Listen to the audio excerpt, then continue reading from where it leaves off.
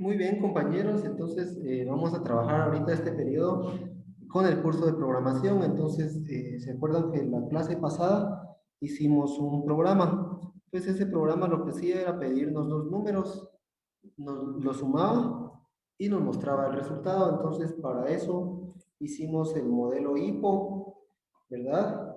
Y después de hacer el modelo HIPPO, pues eh, hicimos el diagrama de flujo, ¿se acuerdan? Bueno, el diagrama de flujo en realidad salió de los procesos porque de ahí generamos nuestro algoritmo. Los algoritmos son los pasos, ¿verdad? Y esos pasos pues están en el proceso. Entonces, lo graficamos mediante el programa que se llama DIA y después lo trasladamos a un lenguaje de programación que se llama Python. Entonces, Python es el lenguaje de programación que nosotros vamos a usar en el curso de programación uno y en el curso de análisis de sistemas uno, ¿verdad? Para bachillerato, programación uno y para perito, análisis de sistemas uno. Vamos a usar este lenguaje de programación, que es el lenguaje de programación más usado, compañeros. Según las encuestas, este año el lenguaje de programación más utilizado es Python, más usado que Java incluso. Entonces, Java había sido el lenguaje de programación más utilizado debido a que con Java se diseñan la mayoría de aplicaciones para celulares Android, están hechos en un lenguaje que se llama Java. Sin embargo, Python, pues sí que desplazó a Java. Entonces, nosotros vamos a estar usando este lenguaje que se llama Python, compañeros, que fue donde trabajamos en la clase pasada. Entonces, de hecho, si da tiempo, vamos a hacer otro programa. Y de hecho, compañeros, aquí la forma en que se aprende a programar, pues es programando, compañeros, y programando ustedes. No tiene mucho sentido que yo me ponga a hacer programas y a explicarles, porque lo que se necesita es que ustedes programen. Entonces, para programar, pues tienen que,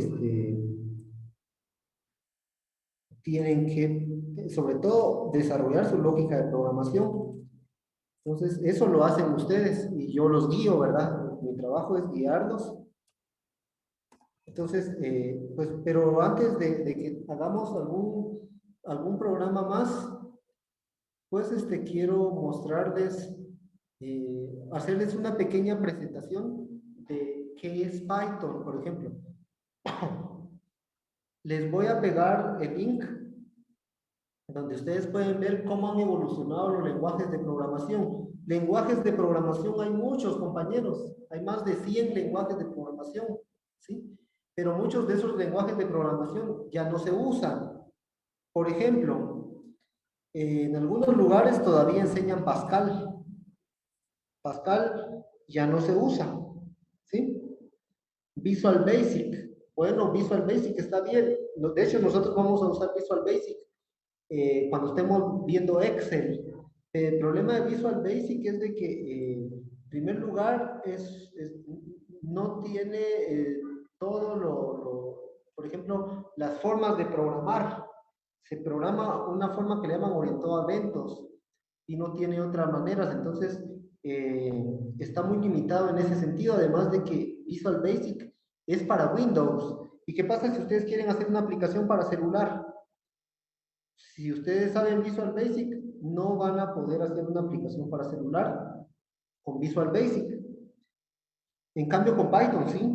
Con Python ustedes pueden hacer una aplicación para celular, pueden hacer una aplicación para computadora de escritorio, para Windows, para Mac, para Linux. Pueden usar Python para diseño web, es decir, para hacer un programa que se ejecuta en línea desde una página web. Entonces, tiene muchas ventajas respecto a otros lenguajes como Visual Basic, por ejemplo, o como Pascal. Incluso Python en la actualidad es más usado que C++. C++ es uno de los lenguajes que se ha usado bastante a nivel histórico. C++ ha sido el que ha dominado antes de que viniera Java, ¿verdad? C++ era quien dominaba. Entonces, después vino Java y Java, pues sí que se sigue usando bastante Java.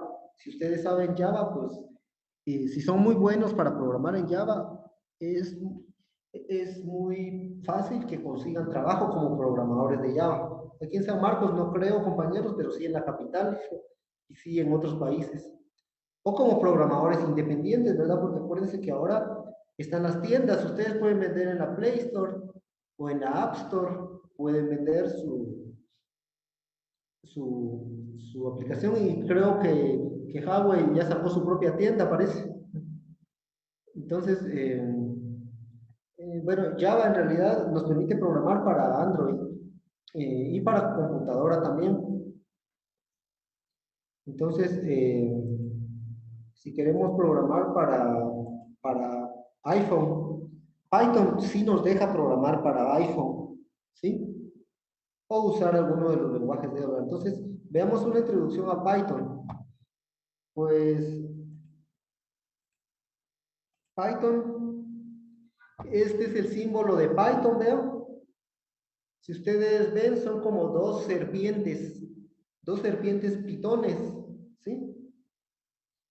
Como las serpientes pitones que son contractoras, o no sé cómo le llaman las que no son venenosas, sino que arrollan, matan a su presa por asfixia, se enrollan en su presa y las asfixian.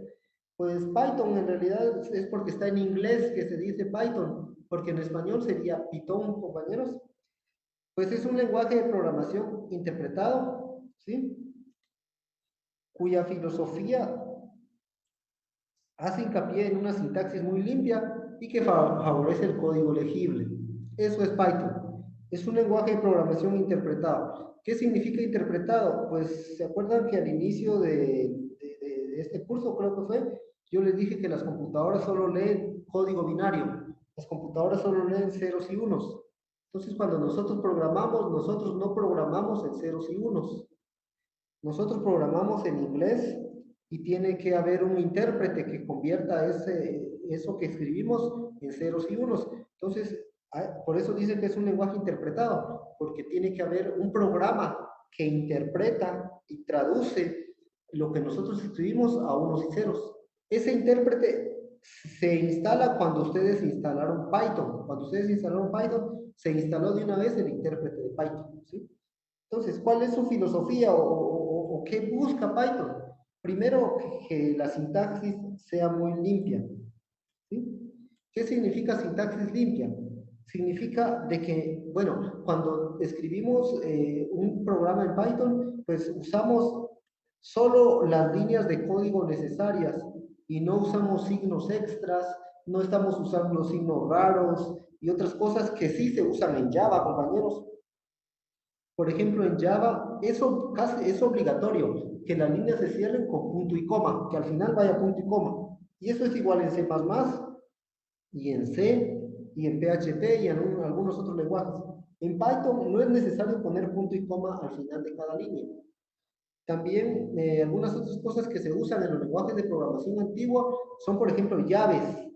Para abrir un bloque y para cerrar un bloque se usan llaves. En Python no se usan llaves, lo que se usan son sangrías. Entonces a eso se refiere que lo que busca es una sintaxis limpia, es decir, que no tenga tanto símbolo extraño innecesario, ¿sí? Que favorezca un código legible. Entonces, ¿qué significa eso de código legible? Un código que sea fácil de leer y fácil de entender, que cuando ustedes hagan un programa, yo lo pueda leer y entender fácilmente. Ah, esto es lo que hizo el estudiante, esto significa esta línea. Que si alguno de sus compañeros lee el programa que ustedes hicieron, que lo entienda fácilmente. Entonces, esa es la filosofía de Python. Porque fíjense, compañeros, que cuando nosotros programamos, es muy difícil que hagamos un proyecto grande solos, ¿sí? Lo normal es que trabajemos en equipos y que hayan equipos de programadores y se dividan el trabajo. Entonces, ahí es donde es importante que yo pueda entender el código de mi compañero, porque mi compañero trabajó tal módulo y ahora me pasa su módulo porque yo tengo que hacer tal cosa. que al ver ese código yo lo entienda rápido y diga, ah, sí, así está, entonces ya puedo seguir trabajando en base a lo que él escribió, ¿ya? Entonces es muy beneficioso que el código sea legible, que sea fácil de leer y fácil de entender. Bueno, es multiparadigmas, eso lo vamos a ver. En multiparadigma significa que acepta muchas formas de programar. Hay formas de programar y de hecho nosotros estamos viendo ahorita la primera forma de programar que se llama programación imperativa. Híjoles, me cambié. Voy a regresar. Programación imperativa, ¿qué significa eso? Que yo solo le doy la orden y la computadora hace el trabajo. Pero no solo está la forma de programar imperativa, también está programación orientada a objetos. Vamos a ver, no regresa. Está la programación orientada a objetos, está la programación funcional, está la programación orientada a eventos. Aquí podemos ver orientada a objetos y por aquí está la programación funcional, pero ya se borró. Entonces, Python a eso se refiere que es multiparadigma, que yo puedo programar usando programación imperativa, que es lo que estamos usando ahorita. Solo darle la orden, mira computadora, yo te doy estos dos números, procesarlos y darme el resultado. Eso es programación imperativa. Hay otras formas que vamos a ir viendo. Ahorita no se las quiero decir para no hacerlos bolas, o si quieren les doy así rapidito un significado. Por ejemplo, la programación orientada a objetos significa que nosotros vamos a ver el programa como objetos del mundo real, como cuando ustedes miran un celular. El celular tiene características y atributos. Las características son, por ejemplo, el peso, el tamaño, la temperatura, el color, y eh, las funciones que ejecuta son que vibra, que saca llamadas, etcétera. Entonces podemos ver un programa de esta manera, como que fuera un objeto del mundo real, ¿sí? Esa es la programación orientada a objetos. Y hay otros tipos de programaciones, por ejemplo, la funcional, es cuando dividimos el programa en subprogramas y así sucesivamente. Entonces, con Python podemos nosotros programar en los paradigmas de programación que existen. A diferencia de Basic, ¿verdad? Que Basic solo nos deja programar orientado a eventos. Va. Aquí hay algunas características. Una de sus características es que usa tipado dinámico, ¿sí? Entonces, ¿qué significa tipado dinámico? Cuando nosotros creamos una variable, lo hicimos en el programa que hicimos la clase pasada, hicimos un programa, ¿se acuerdan? Y ese programa tenía, creamos variables. Creamos la variable número 1, ¿se acuerdan? Y la variable número 2. Entonces, tipado dinámico significa que no le voy a poner el tipo. Porque aquí tendría que haberle puesto int. Es decir, int num1. ¿Por qué int? Porque en mi variable yo iba a guardar el número 1. ¿Y qué es el número 1? Es un entero. Es un número entero. Y por lo tanto, en programación se usa int para decir que es un número entero. ¿Sí? Pero en Python no se pone int. En Python solo se pone la variable y el nombre. A eso se refiere que es tipado dinámico. Que yo no tengo que poner el tipo. Yo podría poner int si es un entero. Podría poner float si es un decimal o string si es una cadena de texto, etc. Lo cierto es que en Python no se pone eso. ¿Por qué? Porque es tipado dinámico. Si fuera tipado estático, como sí lo es Java o C++, pues sí tendría que ponerle el tipo. Pero como es tipado dinámico, no se pone. Entonces a eso se refiere que es tipado dinámico. Que solo se pone el nombre de la variable y el valor que va guardado. Luego es un lenguaje de programación interpretado, lo que yo les decía, de que hay un intérprete, un programa que traduce. Hay otros tipos de lenguajes que no son interpretados, que son compilados. Por ejemplo, Java es compilado y C++ es compilado. ¿Y qué significa compilado? Compilado significa que se genera un archivo binario, un archivo de ceros y unos. Entonces, la próxima vez que yo ejecute mi programa, el intérprete ya no va a traducir a ceros y unos. ¿Por qué? Porque ya se generó un archivo binario. A eso se le llama compilado, ¿sí? Es como que si yo quisiera hablar con un chino y tuviera que contratar a un intérprete para que tradujera, para que el chino me entienda. Pero si yo en lugar de traducir, compilo, entonces en realidad el intérprete lo que haría sería traer su grabadora y grabar y dejar una grabación. Entonces cuando yo necesito comunicarme con el chino, ya solo le doy play a la grabación y se comienza a reproducir el audio. Entonces el chino ya me entiende. A eso se refiere que es un lenguaje compilado que genera un archivo binario. En cambio, cuando no se genera un archivo binario, es interpretado. Python es interpretado porque no genera archivo binario. Automáticamente se traduce cada vez que ejecutamos el programa, se tiene que convertir a ceros y unos. Y cuando el programa se deja de ejecutar, pues no queda un archivo de ceros y unos, ¿sí? Es multiplataforma.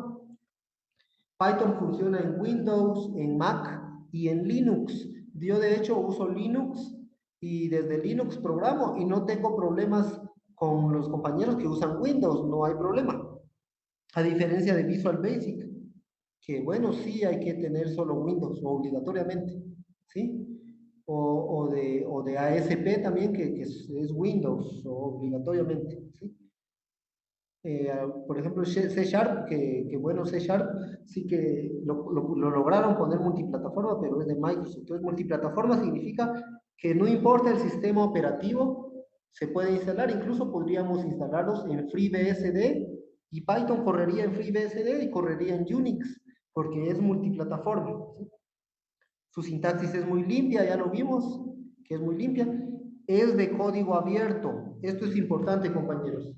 ¿Qué significa de código abierto? Significa que, que está disponible. Podemos ver cómo está hecho Python. Y significa también de que no tiene un dueño que nos pueda decir, bueno, imagínense que ustedes hacen su programa, su aplicación, y es muy exitosa. Imagínense que ustedes hacen un videojuego, y es un videojuego exitoso donde comienzan a ganar millones. Como es de código abierto, no puede venir una empresa a decirle, mire, págueme porque usted usó mi lenguaje de programación, como sucedió con Java, por ejemplo. Java no es de código abierto. Bueno, hay una versión de código abierto, pero esa versión de código abierto la comenzaron a desarrollar después. Pero Google, que es el dueño de Android, Google eh, pues usó Java para desarrollar Android y para desarrollar la Play Store y un montón de aplicaciones, ¿verdad? Y luego viene Oracle. Oracle es la empresa dueña de Java, de un Java de pago, ¿verdad? Y demandó a Google por no sé ni cuántos millones de dólares, porque Oracle es dueño de Java, de una versión de Java, y por lo tanto ellos tienen derecho a reclamar porque Google usó un lenguaje que tiene dueño, pues, ¿ya? En cambio, Python, pues es de código abierto, entonces ustedes pueden hacer cualquier programa exitoso que quieran y no va a pasar de que venga alguien y les diga, bueno, dame una parte de ese dinero porque usaste mi lenguaje de programación, ¿verdad? ¿Sí? Entonces, a eso se refiere que es de código abierto. Bueno, se refiere a que el código fuente está disponible, pero también este tipo de licencia evita de que hayan demandas para los desarrolladores, ¿verdad? ¿Sí? Es de alto nivel. Bueno, hay distintos tipos de lenguajes de programación, compañeros. Hay unos lenguajes que le llaman de bajo nivel y los lenguajes de bajo nivel se usan para controlar casi que la parte electrónica de la computadora. Por ejemplo, si yo quiero controlar la memoria RAM y algunas otras cosas, pues tendría que usar un lenguaje de bajo nivel. Sin embargo, los lenguajes de alto nivel solo interactúan directamente con el sistema operativo y no interactúan con la electrónica de la computadora. Aquí no vamos a poder controlar nosotros la memoria RAM, ni el flujo del microprocesador, ni nada por el estilo, porque es de alto nivel, entonces solo directamente con el sistema operativo. Bueno, aquí podemos ver algo de su historia. Fue este personaje, Guido Van Rossum, es el creador de Python. Es él. A finales de los 80 desarrolló Python como un sucesor de este lenguaje ABC. ¿Sí? Aquí podemos ver un ejemplo de un programa que lo que hace es mostrar en la pantalla la palabra hola mundo. Cuando se ejecuta aparece hola mundo. Aquí en Python solo es una línea de código. Aquí en C++ son 7 líneas de código. Entonces, por eso, a eso se refiere a que Python busca que sea limpio, de que no tenga líneas innecesarias. Vean que, bueno, sí es en C++, vean que hay punto y coma, que está esta librería, que está esta función, que se abre llave, que se cierra llave, que punto y coma. Aquí no, en Python es tan sencillo como escribir print y dentro de paréntesis, dentro de comillas, hola mundo. Y cumple esta misma función, ¿sí? Entonces, podemos ver una clara diferencia. Obviamente, este lenguaje es, si ustedes hacen un programa usando C++ y el mismo programa usando Python, el hecho en C++ va a consumir menos recursos, va a consumir menos memoria RAM, menos microprocesador y probablemente sea menos pesado, ¿sí? Porque casi que todo se hace más manual, en cambio aquí es más automático todo. Bueno, aquí podemos ver, bueno, esto lo vamos a ver más adelante, compañeros, o veamos si, veamos, permítanme, aquí estamos. Eh, bueno, sí lo vamos a ver más adelante. Entonces, no sé si tengan preguntas, compañeros. ¿Alguna pregunta, compañeros? Bueno, entonces, compañeros, necesito que hagan un ejercicio. Ustedes díganme si se sienten preparados o lo trabajamos juntos. ¿Usted qué considera, profe? ¿Cómo? ¿Usted qué considera que ya estamos preparados o no? Yo pienso que sí. Pienso que se podrían guiar del ejercicio anterior. Bueno, quisiera que... Profe, mejor explique usted bien este otro y ya después nos deja a nosotros. Ah, bueno, está bien. Vean que aquí hay un problema. Así como todo. Está bien, no tengan pena, trabajémoslos juntos. Aquí dice, realice un programa que le pida 4 números, que saque el promedio y que muestre el promedio. Entonces, este es el problema. Tenemos que realizar un programa que haga esto. Entonces, ¿cómo lo hacemos? Pues en primer lugar, haciendo el modelo HIPO. ¿Sí? Entonces, oye, aquí se movió todo. Voy a cortar esto y lo voy a pegar aquí. Quiero que tengamos a la vista el problema. Ahí estamos. Entonces, realice un programa que le pida 4 números, que saque el promedio y lo muestre. Aquí dice y lo muestra. Bueno, entonces, compañeros, hacemos primero el modelo HIPO. Entonces, tendríamos que venirnos acá. Bueno, entonces ponemos los input. Entonces, ¿qué entradas necesitamos? Necesitamos que ingrese el número 1, número 2 y número 4. Necesitamos los 4 números como entradas. Es la materia prima sobre la que vamos a trabajar. No sé si vamos bien ahí. Si tienen preguntas de por qué escribí número 1, número 2, número 3, número 4, o por qué no escribí algún otro valor. Aquí están las entradas. Bueno, ahora nos pasamos a los procesos. Bueno. Entonces, compañeros, pues siempre va inicio y fin, ¿verdad? Bueno, para poder hacer un programa que saque un promedio, yo tengo que saber sacar promedio en mi cuaderno. ¿Saben cómo se saca un promedio? No, profe. Muy bien. Lo primero, compañeros, es poder hacerlo a mano. Porque si yo no lo puedo hacer a mano, mucho menos voy a poder hacer un programa que lo resuelva. Entonces, les voy a poner un ejemplo de cómo se saca un promedio. Pues, para sacar un promedio, lo que se hace es de que se suman los números y se divide el total dentro de la cantidad sumada. Así se saca un promedio. Hagamos un ejemplo. Por ejemplo, cuando sus calificaciones del año pasado, ¿verdad? ¿Cómo fue que ganaron? Porque, por ejemplo, en la primera unidad sacaron 70, en la segunda unidad sacaron 80, por ejemplo, en la tercera 60, en la cuarta 90. Entonces aquí estas son las 4 unidades. Entonces se tienen que sumar.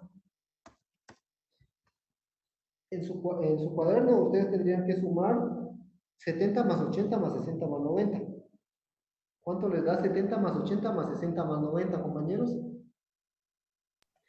300. 300, ¿no?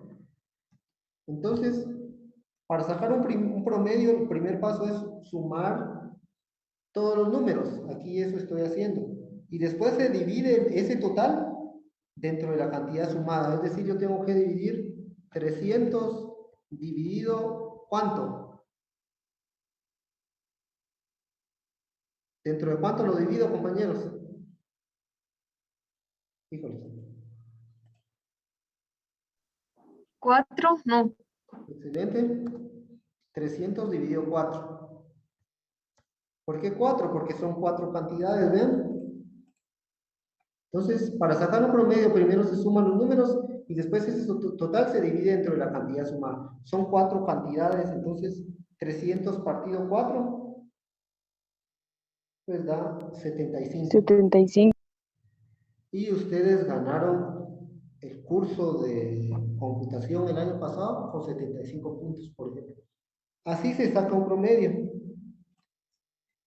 Entonces, para poder hacer un programa que haga esto, pues hay que entender cómo se hace primero. Eso es importante. Entonces, ahora que ya sabemos cómo se hace, entonces ya podemos trabajar nuestro proceso. Bueno, entonces, ¿qué tendría que hacer primero? Según ustedes, ¿qué consideran que sería el primer paso? ¿Qué tendría que hacer el programa primero? Ingresar los datos. Excelente. Tendría que ingresar los datos. Muy bien. Entonces, ¿y cómo los vamos a ingresar? Pues pidiéndole, ingrese el número 1, ingrese el número 2, ingrese el número 3. ¿Ya? Y hay algo que se tendría que hacer aquí, que es guardar los datos. Porque les recuerdo, aquí, ¿qué estamos haciendo? Pues yo estoy ingresando el 70, pero el 70 se está guardando aquí, el 70 no se borra, el 70 está guardado aquí, el 80 sigue guardado aquí, igual cada número se guarda, vean. Entonces, para hacer un programa, pues sí se ingresan los datos, aquí lo puse mal, se ingresan los datos, pero se tienen que guardar también. Muy bien. ¿Qué sigue? Después de haber ingresado los datos y haberlos guardado, ¿qué sigue? Sumarlos, no. Excelente. Sumar. Vamos a sumar dos datos, ¿verdad? Después, ¿qué sigue? ¿Qué sigue, compañeros? Dayana López, ¿qué sigue? Después de sumarlos. Omar Joel, ¿qué sigue? Después de sumarlos. Mostrar el resultado, profe, no. Ah, bueno, fíjense que todavía no. Todavía no, porque si mostramos el resultado, pues lo que nos va a mostrar es una suma. Y nosotros no queremos una suma, queremos un promedio, acuérdense. Entonces, sí va a mostrar el resultado, pero eso sería el paso 6. Sería incluso Se le pone una condición, no. se le pone una condición. Ah, bueno, pues aquí no es necesario. Aquí no es necesario. A menos de que sí estuviéramos diciendo que si pasaba algo, hiciera esto, y si no pasaba, entonces quisiera esta otra cosa. Ahí podríamos poner condición, pero ahorita lo único que estamos haciendo es trasladando esto que podemos hacer en nuestro cuaderno a un programa. Entonces, sumamos. ¿Qué sigue después de sumarlos? Dividirlo. Excelente.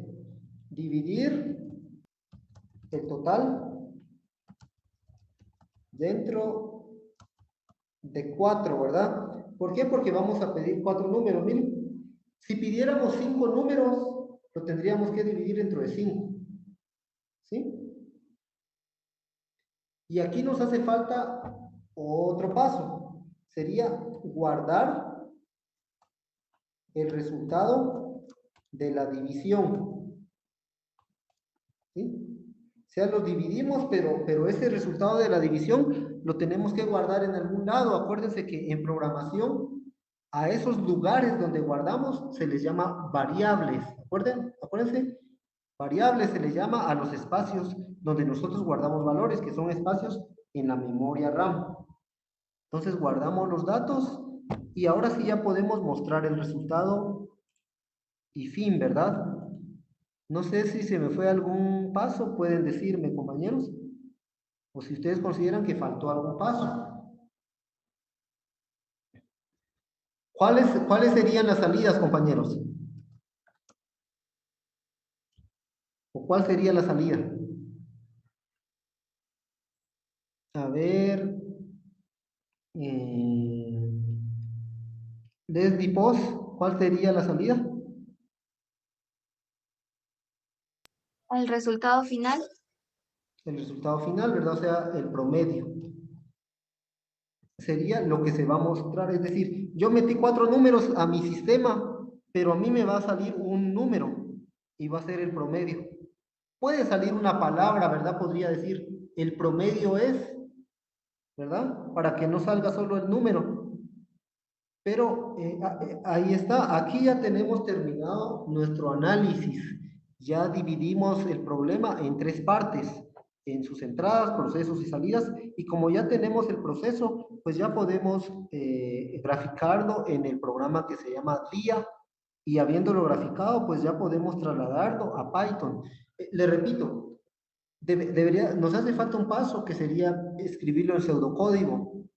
Pero yo les digo que Python es tan amigable que yo considero de que si lo trasladamos directamente a Python, pues no van a tener tanto problema, pero si veo que les está costando mucho, o si ustedes me dicen no estoy entendiendo, pues entonces sí nos trasladamos al pseudocódigo. Yo considero que el pseudocódigo no es necesario cuando trabajamos con Python. Si trabajáramos con Java o con C++, pues sí sería mejor trasladarlo a pseudocódigo y después de pseudocódigo ya pasarlo al lenguaje.